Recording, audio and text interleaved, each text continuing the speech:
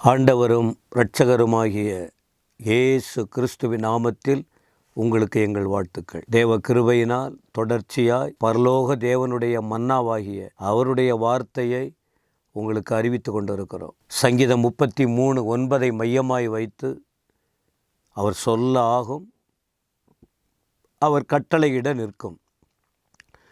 இந்த வார்த்தையை மையமாய் வைத்து அவர் சொன்னபடி நடந்ததா, அவர் கட்டளையிட நின்றதா என்று ஒவ்வொரு தேவ மனிதர்களின் வாழ்க்கையில் நாம் படித்து வருகிறோம். இன்றைக்கும் அவர் உங்களுக்கு அற்புதங்களை செய்ய விரும்புகிறார். அவர் ஒரு வார்த்தையை கேட்டார் பாருங்கள்.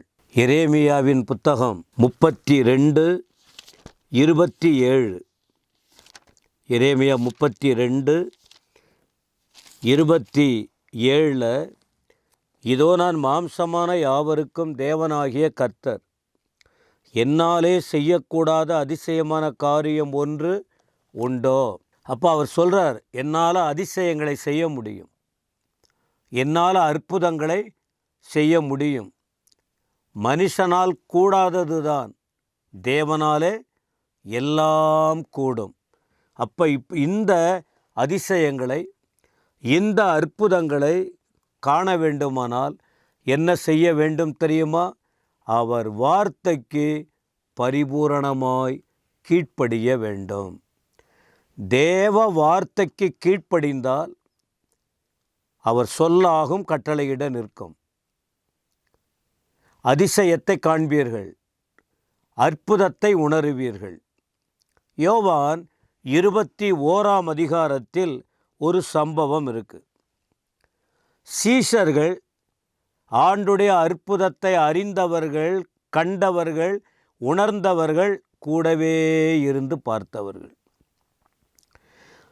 ஆண்டவர் இயேசு மரித்த பின்பு அவர்கள் ஆண்டவரை விட்டு திரும்பவும் பழைய இடத்துக்கு போகிறாங்க, கடற்கரைக்கு போகிறாங்க. ஆண்டவர் விடலை, அவங்கள விடலை.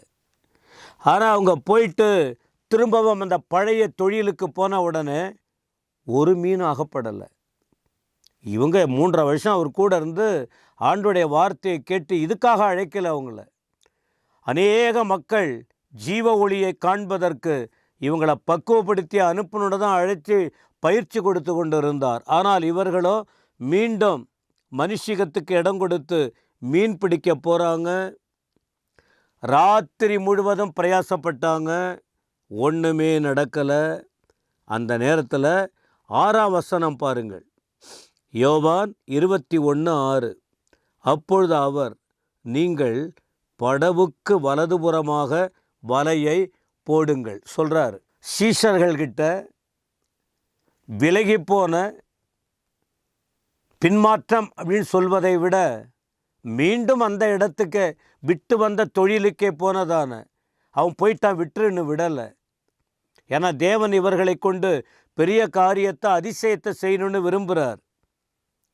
அப்போ அவங்கள பார்த்து சொல்கிறார், அந்த பக்கம் போடுங்க, வலையை வலது பக்கமாக போடுங்க. எல்லா இடத்திலும் போட்டுக்கிட்டு இருந்தாங்க, இப்போ வலது பக்கமாக போடுங்க, அப்பொழுது உங்களுக்கு அகப்படும் என்றார்.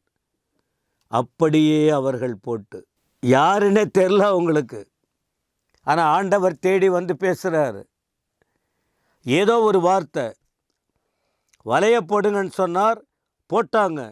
என்ன நடந்தது பாருங்க, திரளான மீன்கள் அகப்பட்டது. வலையை இழுக்க முடியல. அவரால் செய்யக்கூடாத அதிசயமான காரியம் ஒன்று உண்டோ?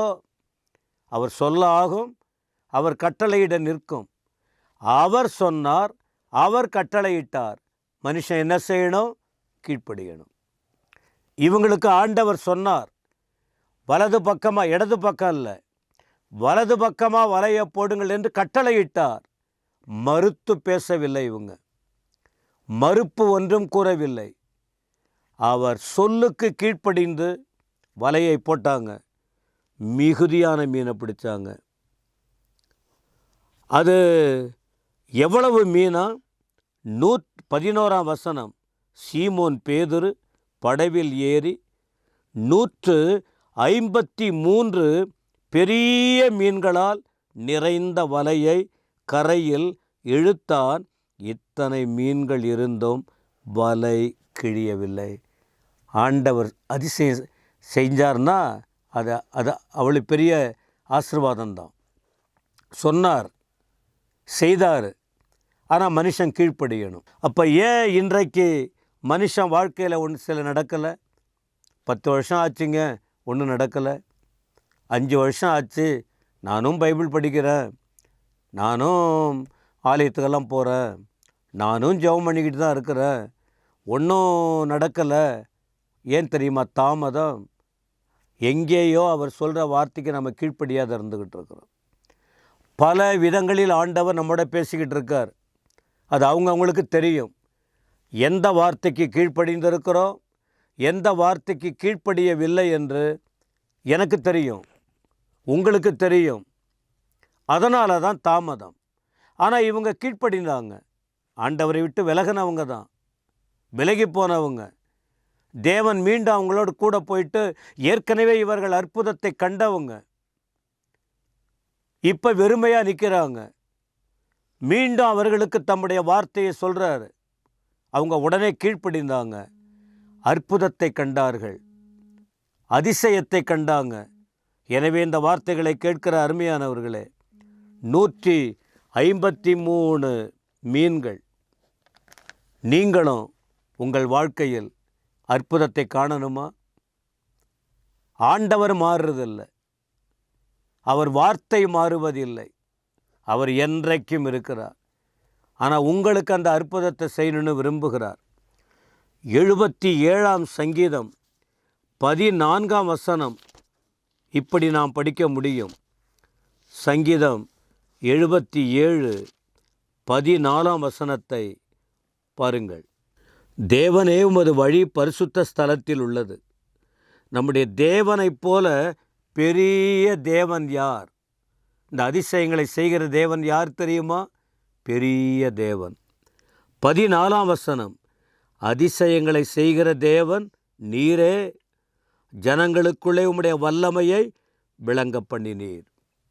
இப்போ அந்த தம்முடைய ஜனங்களுக்குள்ளே அந்த வல்லமையை விளங்க பண்ணி இருக்கிறார், அதிசயத்தை செய்தார்.